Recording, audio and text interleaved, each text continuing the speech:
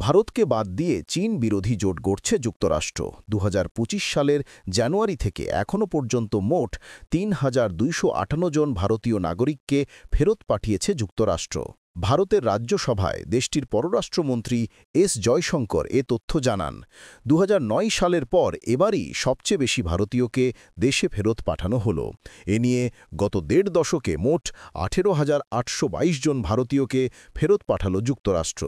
S Jaishankar বলেন, চলতি বছরের জানুয়ারি থেকে যে ৩,২৫৮ জনকে ফেরত পাঠানো হয়েছে তাদের মধ্যে ২,০৩২ জন সাধারণ ব্যবসায়িক ফ্লাইটে দেশে ফিরেছেন।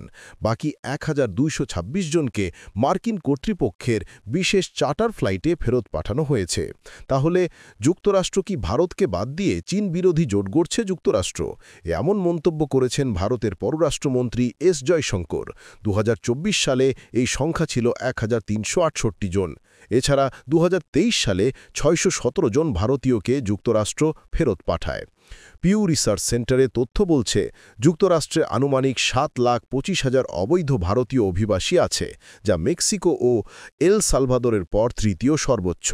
মার্কিন প্রেসিডেন্ট ডোনাল্ড ট্রাম্প দ্বিতীয় মেয়াদে ক্ষমতায় আসার পর নথিপত্রহীন অবৈধ অভিবাসীদের বিষয়ে কঠোর অবস্থান নিয়েছেন। এরই অংশ হিসেবে ভারতীয় নাগরিকদের নিজ দেশে ফেরত পাঠানো হচ্ছে।